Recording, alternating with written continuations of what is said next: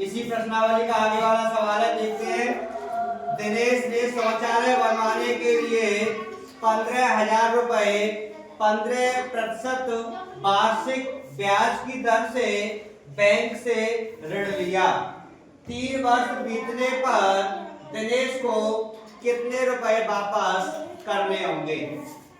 तो देखते हैं पहले इसने क्या क्या दे रखा है। तो देखो, एक तो दे रखा है उसने पैसा उधार लिया है, तो हमने बताया था उसको बोलते हैं मूलधन। तो मूलधन कितना लिया है उसने? 15,000 रुपए, है ना। अब दर कितनी दे रखी है बेटा? दर हमेशा 100 पे निकलती है, तो कितनी दे रखी है उसने? 15%, है ना। और समय कितना दे रखा है बेटा उसने? 3 वर्ष। और हमें निकालना क्या है? साधारण ब्याज निकाल करके, और हमें मिश्र दर में बदलना है, ठीक है। तो करते हैं। तो हमने एक सूत्र लिखवाया था उस दिन, साधारण ब्याज बराबर, ये सूत्र लिखवाया था मैंने, है ना। तो क्या होता है? मूलधन गुणा दर और गुणा समय, और इन सब के नीचे बट्टे 100, ठीक है।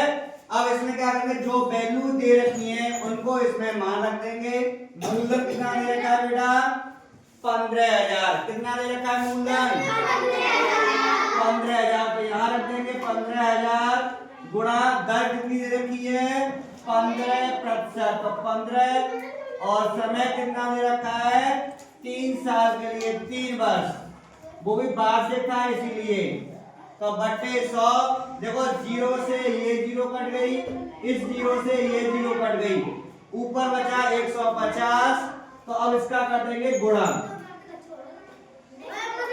15 की 45, 450 गुणा 15, है ना। अब इसका गुणा कर दो, इसमें कितना आएगा ये? तो ये आ जाएगा 15 का 0 0, 15 पन्ना 75 का 5, हासिल रहे 7, 15 चौको 60 और 7 67। तो उसे कितनी ब्याज लौटानी पड़ेगी? 6,750 रुपए। लेकिन अब वो ये कह रहा है कितने रुपए वापस करने होंगे। तो उसने 15,000 रुपए तो लिए थे, और ये आ गया इतना ब्याज। तो इसको, ये जो ब्याज आया इसको और ये मूलधन दोनों को जोड़ देंगे, जो मैंने कल बताया था फॉर्मूला। मिश्र धन हमें निकालना था, तो मिश्र धन बराबर होगा ब्याज, और इसमें जोड़ देंगे हम मूलधन को, ठीक है। तो ब्याज कितनी आई हमारी? 6,750 रुपए, और मूलधन था हमारा 15,000 रुपए। अब इन दोनों को जोड़ देंगे तो कितना बैठेगा बेटा? देखो 15,000 ही लिख रहे हैं ना, अब 15,000। तो देखो कितना हो जाएगा ये? 21,750 रुपए। इतने वो जो दिनेश ने जो कर्ज लिया था 15,000 की जगह पे, अब वो 3 साल बाद कितने वापस करेगा? 21,750 रुपए, ठीक है। इसको नोट कर लो। तो इसी क्रम में आगे एक और सवाल लेते हैं। आइए देखिए, जोवेदा ने सिलाई मशीन खरीदने के लिए 4,000 रुपए 12% वार्षिक ब्याज की दर से उधार लिए। 3 वर्ष बाद उसे कितने रुपए लौटाने होंगे, है ना। तो आइए देखते हैं, इसको हल करते हैं इसको। तो पहले तो वही क्रम, उसने क्या क्या दे रखा है सवाल में, पहले तो वो लिखना है हमें। तो मूलधन दे रखा है, कितना दे रखा है मूलधन? 4,000 रुपए, ठीक है। इसके बाद और क्या दे रखा है? दर दे रखी है, कितने परसेंट है बेटा? 12%। इसके बाद समय दे रखा है, समय कितना दे रखा है? 3 वर्ष। वही सूत्र आएंगे पहले, साधारण ब्याज बराबर वही फॉर्मूला है पहला। अब तो आपको याद हो गया होगा। ऊपर आएगा मूलधन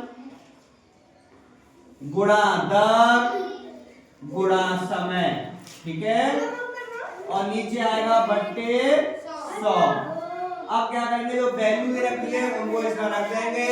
मूलधन दे रखा है बेटा कितना, 4000, ठीक है, और दर कितनी दे रखी है बेटा 12, और समय कितना दे रखा है 3 वर्ष, और नीचे आएगा बट्टे 100। 100 से ये 2 बार 40 बार कट जाएगा 4000। अब इनका कर देंगे गुणा, तो ये आ गया 40 गुणा 12 गुणा 3। इसको हल करेंगे तो कितना हो जाएगा बेटा, 12 चौक 48 यानी 480 गुणा 3। अब इसको हल करो, 3 का पहाड़ा 0 में पड़ेगा तो 0, 3 का 8 में, 8 की 24 का 4, हाथ से लगे 2।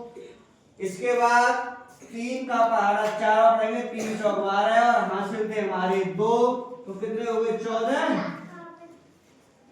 1440। एक गया 440 रुपए हो गई इसकी ब्याज। अब उसे कितने पैसे वापस करने होंगे, तो हमें निकालना है बेटा मिश्र धन। और मिश्रण का फॉर्मूला क्या होता है बताया था मैंने अभी, मिश्र धन बराबर मूलधन, और मूलधन में जोड़ देंगे बेटा ब्याज को, है ना, और जैसे ब्याज को जोड़ देंगे तो हमारा क्या आएगा मिश्र धन। 4000 रुपए उसने लिए थे और ब्याज हो गई 1440 रुपए। इनको दोनों को जोड़ देंगे तो ये हो जाएगा बेटा 5440 रुपए।